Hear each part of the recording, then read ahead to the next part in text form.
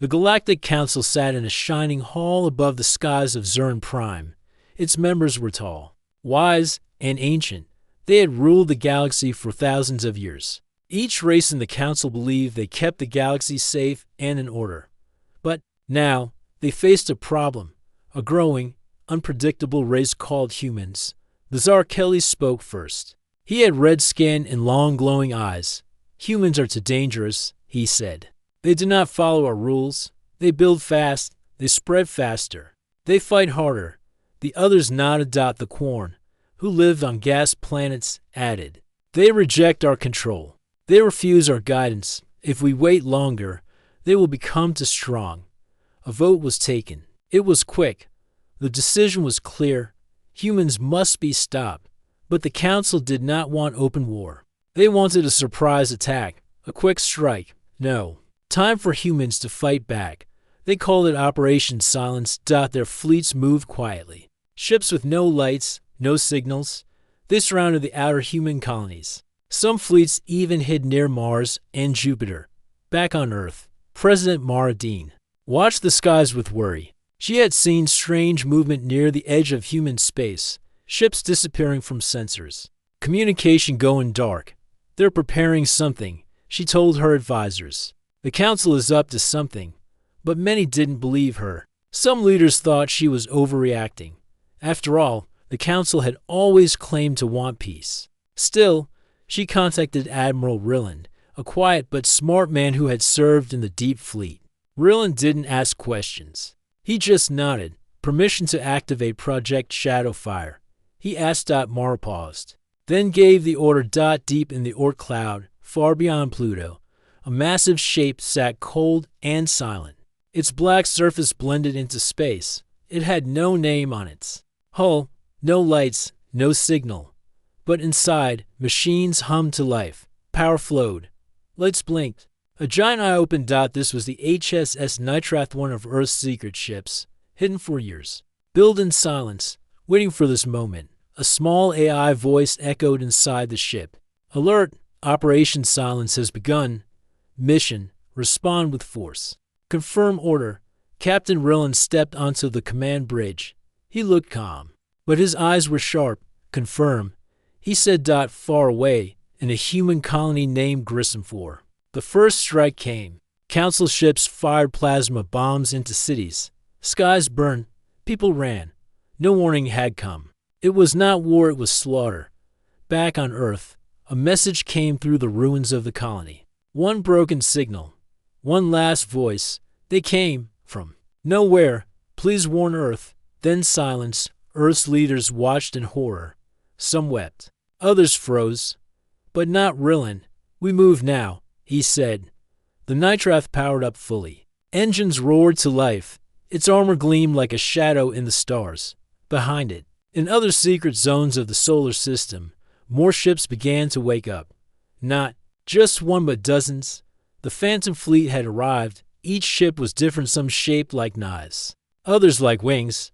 Some could vanish from sight. Some could fire across light years. Rilland stood on the bridge and gave one order: set course. Operation Retribution. On the other side of space, a small alien scout ship picked up a signal.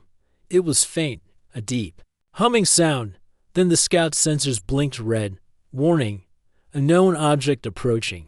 Large. Fast. The alien captain squinted at the screen. What is that? Before he could finish, the screen turned white. The Nitrath didn't miss. The human war had begun. But it was not the humans who started it. They were just answering back, with fury the galaxy had never seen before. Captain Rilland stood on the bridge of the HSS Nitrath, staring at the dark screen in front of him. The ship was now alive. Powered by Earth's most secret technology, lights blinked softly. The hum of the engines was deep and steady. He looked calm, but inside, he was full of fire. The attack on Grissom 4 had changed everything. This war will not be fought the way they expect, Rilland said. We will not defend. We will strike. All across the solar system, in hidden places, secret human ships were coming online. They had been built over many years in silence, inside hollow moons, under asteroid belts. And deep in space, Their names were not listed in any record. Their size and strength were hidden from the galaxy. They were part of Project Shadowfire, the most powerful fleet Earth had ever created. The Galactic Council thought humans were weak, but they didn't know that humans had been preparing for this day. A fleet of 30 warships gathered behind the Night Wrath. Each one had cloaking systems, magnetic cannons, gravity weapons, and dark steel armor that no laser could cut. The ships had names like Ghost Claw, Starbite, and Voidstorm. Rillan stood tall on the command bridge. "We're not going to protect Earth yet," he said. "We're going behind enemy lines, their command networks, their supply lines. We take it all down."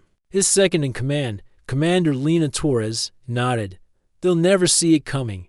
Far away, in Council space, the aliens were still celebrating. They believed they had won the first blow. They believed humans would panic and beg for peace.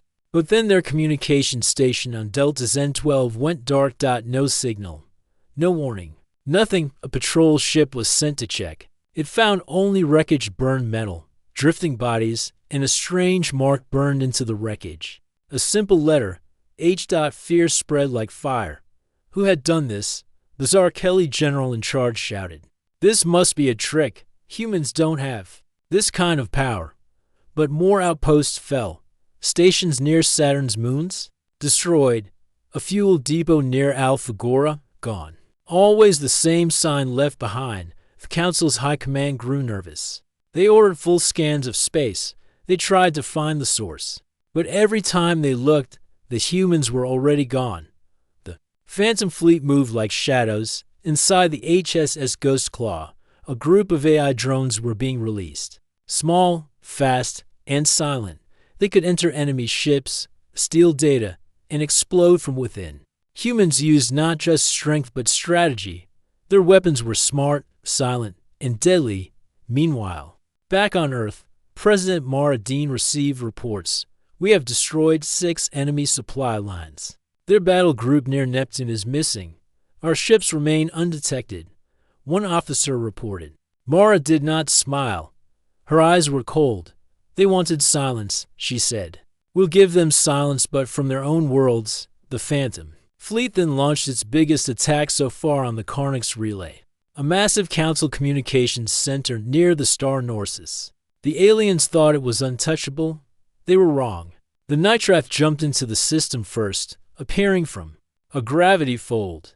Before the enemy could react, the Nitrath fired its core weapon, a focused gravity blast.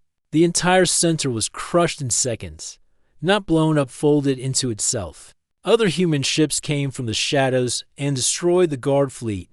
No humans were lost. The enemy didn't even have time to raise shields. The galaxy began to panic. In a council war room, a report was read aloud. "A known human fleet has destroyed 17 targets. We cannot track them. They vanish after every attack. Our weapons have little effect. Ships are moving faster than our scanners can detect." One elder alien looked up. "This is not defense," he whispered. "This is a counter-invasion." They had underestimated the humans badly. Back on the Nitrath, Rillan stood at the front window of the ship. Stars passed by slowly. Pieces of broken council ships floated in the distance. "We were peaceful," Rillan said softly. "They thought that made us weak." Torres walked up beside him. "What now, Captain?" He turned and smiled slightly. "Now, we bring the storm." Far behind them, in the dark parts of space, new human warships were being built, faster, bigger, deadlier. The Council had tried to end humanity in silence, but now silence belonged to the humans. The Galactic Council had never known fear like this before. In the past, they had fought many wars. They had crushed rebellions, stopped pirates, and silenced planets. Their fleets were large, proud, and powerful. But now, they faced something different. They faced humanity's rage. It wasn't just the Phantom Fleet anymore. Across many star systems, humans were launching attacks with speed and precision. They didn't fight like the Council did. They didn't wait. They didn't talk. They struck fast, hit hard, and vanished on the planet Varian. The Zarkelli general watched a report in silence. A Council supply convoy had been destroyed near Mars. 10 large cruisers were gone turned into burning metal in just 6 minutes. Worse, the humans used new tactics. Instead of sending one big ship, they sent many small ones, stealth drones, eye-guided missiles, ships that folded in and out of space like ghosts. Where are they learning all this? The general growled. They adapted quickly, his officer said, shaking. Every time we try something new, they already have an answer.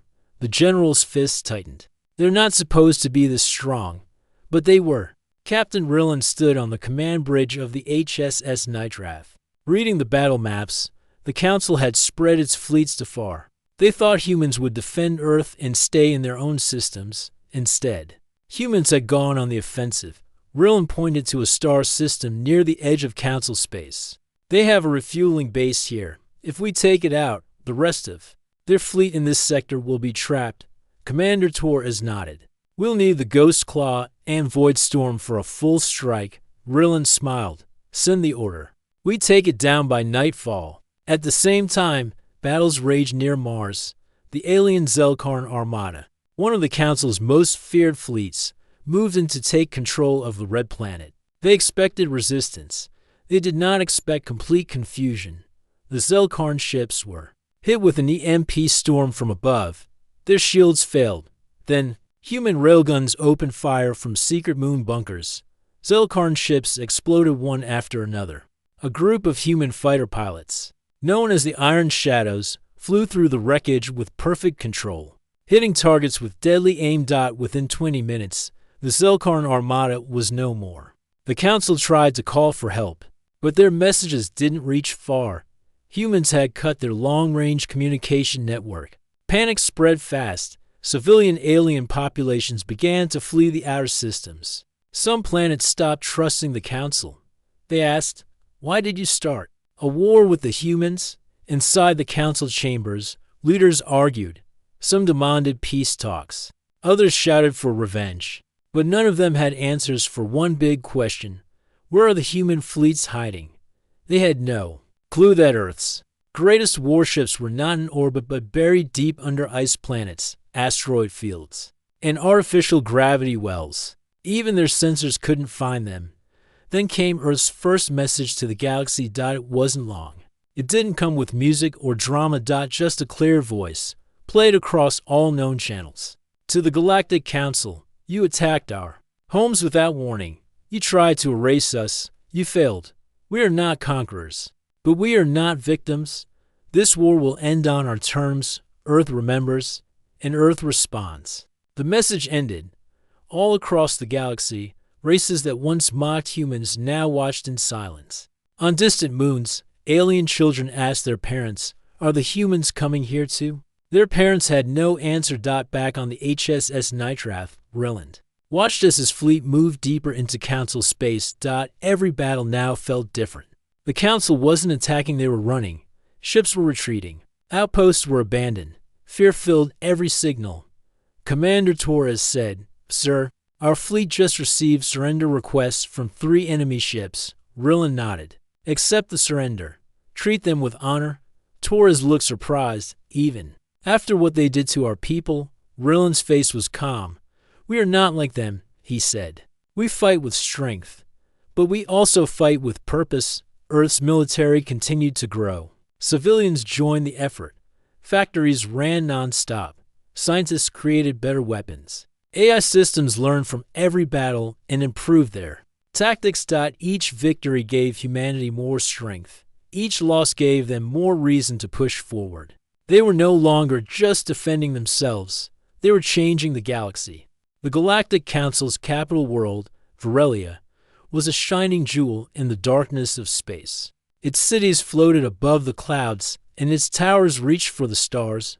For thousands of years, the Council had ruled from here with power and pride. But now, fear ran through its halls like wildfire. Captain Rilland's fleet was no longer far away. They were close, closer than anyone expected.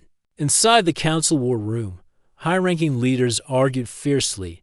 "We must stop the humans before they reach Varelia," shouted the Corn General. "They cannot be stopped," said the Zarkeli Elder. "Their ships are too fast, too smart, but our forces are greater," said another. We have the numbers.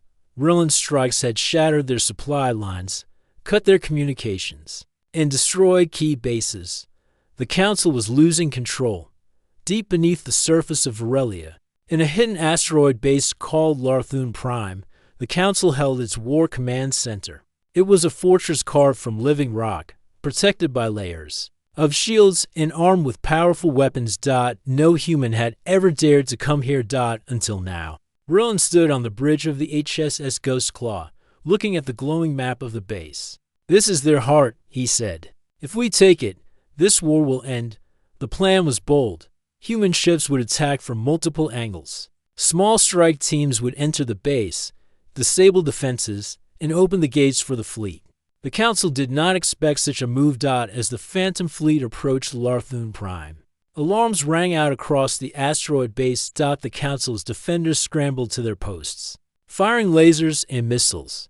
But the humans were not afraid. Stealth ships darted through the shadows, disabling turrets with precise EMP blasts. Inside the base, human commandos in dark armor moved silently through corridors, cutting power cables and hacking control systems. The Council soldiers fought back, but they were confused and overwhelmed. Suddenly, the base's main gates opened. The Nitrath and its sister ships moved inside. They unleashed waves of firepower that crushed the Council's command center. Inside the control room, the Council's war leaders faced Captain Rilland over the communication channel. He spoke clearly. This war was not our choice, Rilland said, but we will finish it here and now. The Council leaders stared in silence. Rilland continued, surrender now, end this war, or be destroyed. For the first time, the Council felt fear. Their pride and power were broken. Outside, the rest of the galaxy watched as the Phantom Fleet surrounded the capital world. Several alien races sent emissaries to Earth, asking for peace and safety. They no longer believed the Council could protect them. Earth's leaders agreed to talks, but only after the Council surrendered. After hours of tense silence, the Council capitulated. Rilland stood on the Nitrath's bridge, looking out at the stars. He knew this was only the beginning. The war had changed everything. Humans had proven they were not weak. They had become hunters in the darkest parts of space, and the galaxy would never forget. The stars were calm again. The vast silence of space seemed peaceful.